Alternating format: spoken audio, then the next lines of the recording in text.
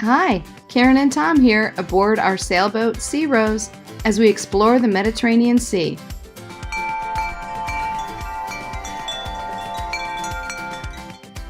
We're south of Rome now, exploring the area around Naples, including the town of Gaeta, the Pontine Islands, the islands of Ischia and Capri, and the cliffside city of Sorrento. This area is simply stunning. I know you will enjoy this.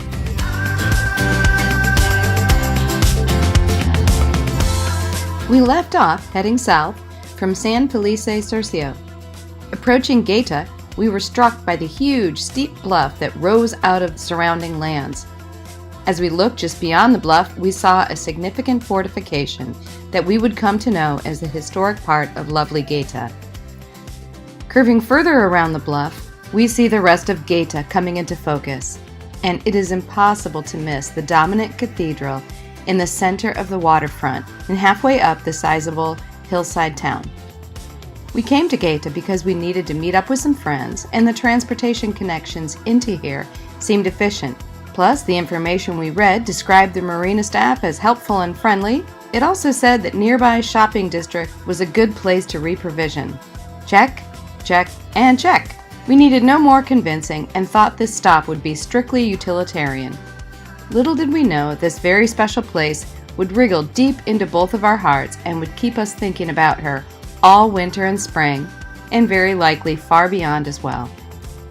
Once securely tied to the dock at Base Nautico Flavio Gioia Marina, we hit the town to provision.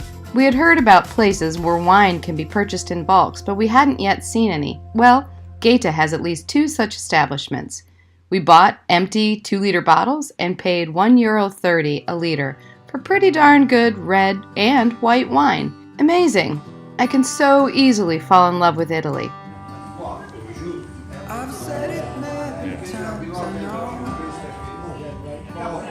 We hiked up to the top of the bluff overlooking the fortification and the old town.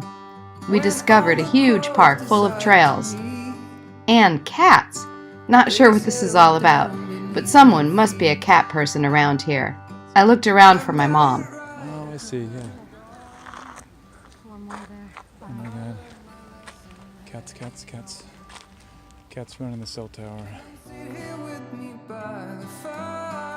On our way down, we wound our way toward the old town and came upon the huge cathedral we had seen from the water. What a gem! After spending a couple days here, we began to think about Gaeta as a location for winter storage for Sea Rose. Tom started discussions with the marina staff, and we took comfort in the thought of frequently returning to this quaint town, which was quickly feeling like our home away from home. The day our next visitors would arrive had come upon us. My brother Gary and his wife Karen, plus my cousin Tim and his wife Lisa, made their way from Rome and the Tuscan wine country, respectively, and climbed aboard for a week of adventure. Everyone wanted to stretch their legs, so we again walked around beautiful Gaeta. When I was young, I thought control would lead me to an ending road, and heavy metal seemed to be the only thing that was for me. And I saw the angels coming down. In the morning, we headed out toward the Pontine Islands, a collection of islands about 25 miles off the mainland that are the remains from previous volcanic activity. As you can see from the drone footage, this is the inside of a huge caldera which long ago erupted, leaving this remarkable geology as evidence of the immense power that continually shapes our natural world. When we first arrived in the anchorage, we had to squeeze in amongst what felt like hundreds of boats. As often happens, most boats left just before sunset, and we had the caldera almost to ourselves. We discovered some interesting history of Ponza. It seems Mussolini spent 10 days here in 1943, after he was overthrown and arrested. Il Duce, or the leader, as Mussolini was known, was moved around during this time to conceal his location from German forces who wished to reinstate him. It was an interesting twist of fate since Mussolini had used Ponza as a place to confine his political enemies for decades, it having been a prison isle since Greek and Roman times. In 1943, it was his turn to be imprisoned here.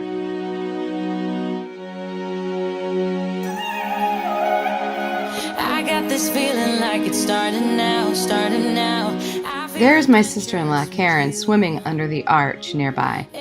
This gives you an idea of how huge the structure really is.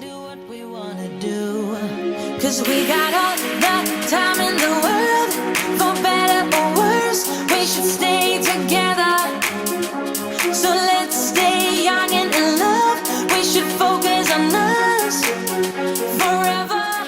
Today, Ponza, which is the largest town on the island of the same name, is an active fishing port, which offers several very good restaurants and high-quality gift and boutique shops. Much more than one would expect for this size of town, especially when you consider the distance the island is from mainland Italy. It's all about you. It's all about you. It's all about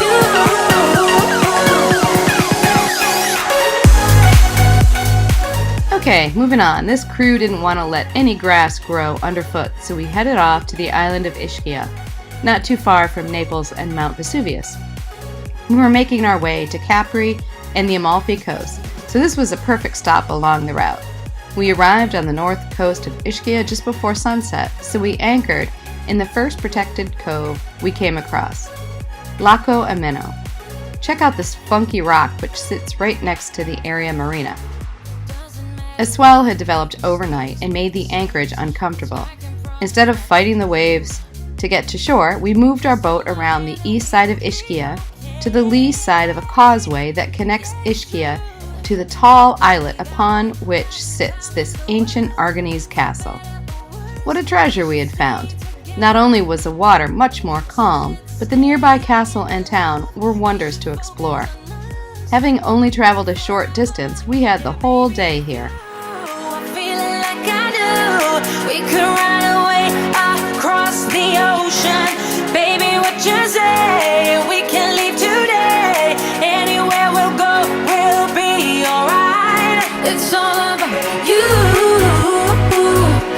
It's all about you. It's all about you. It's all about you.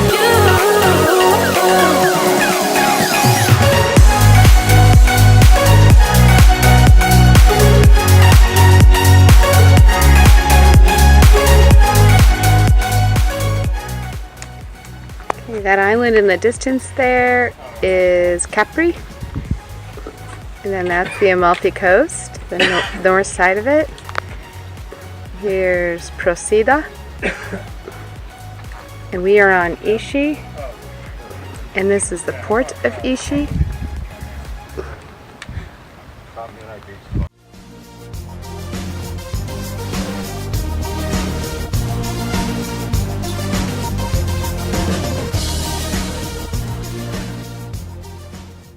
When the lights came up at night, we all felt very lucky to be right where we were.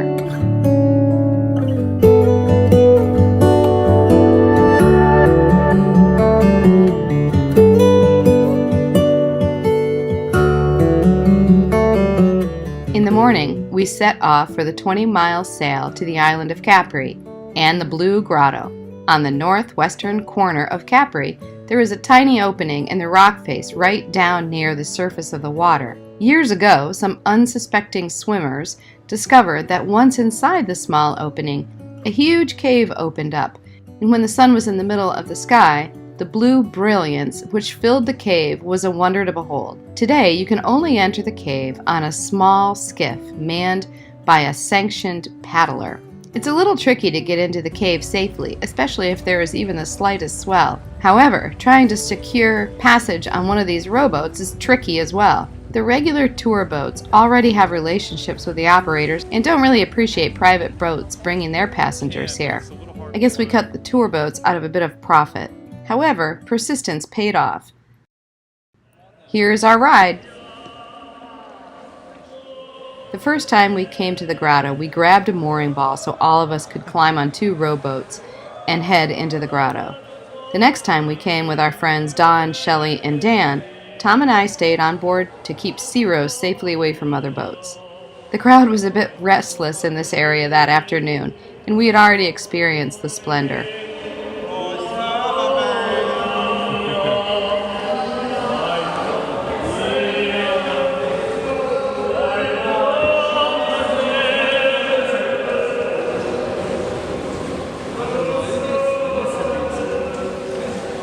Very cool. Yeah.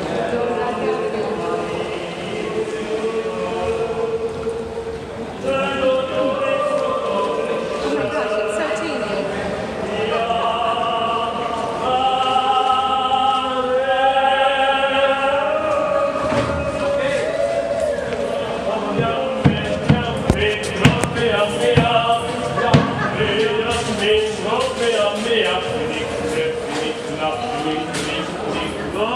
Are you down? Get down.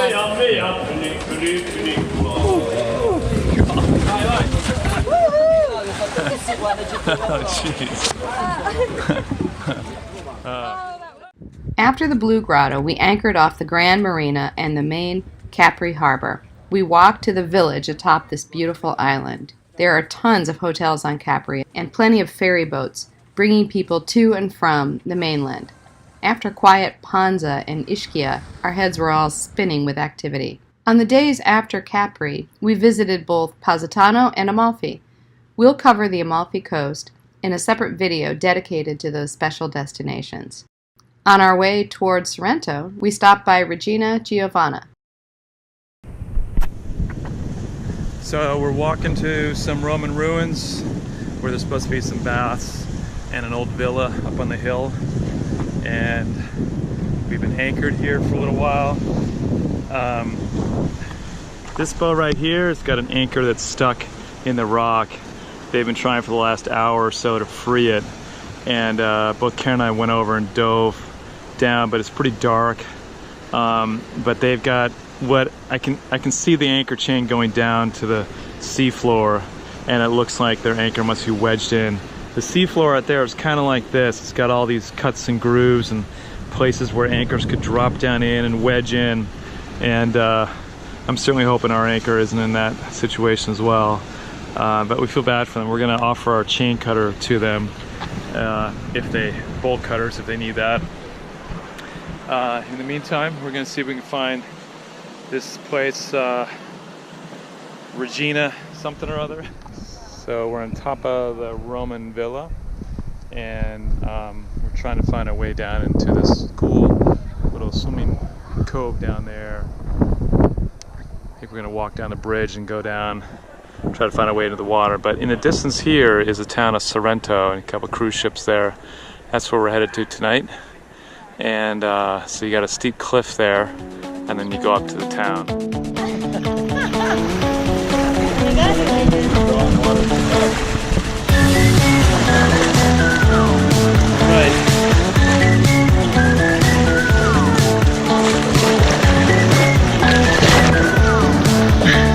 There we go. Live action video here. Yeah. Oh yeah, it's plenty deep.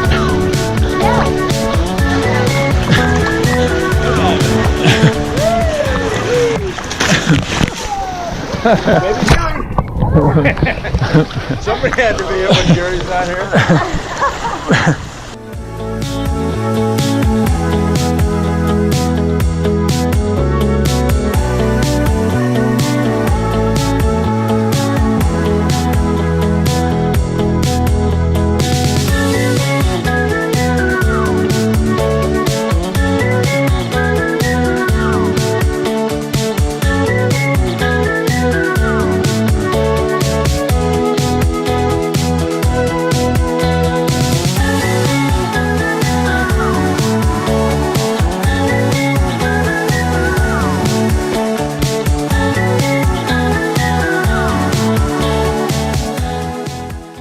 Here's the town of Sorrento.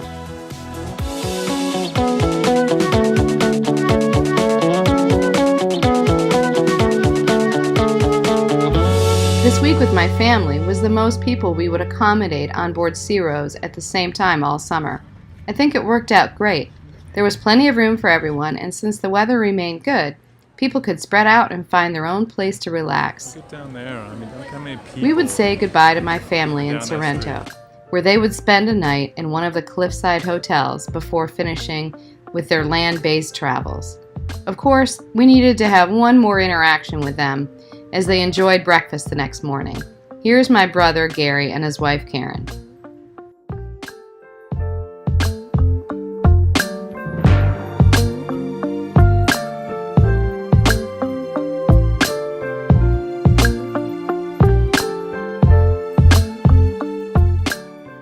Our next episode will cover the beautiful towns of the famous Amalfi Coast and our experience being unable to leave the port town of Amalfi due to far too much wind.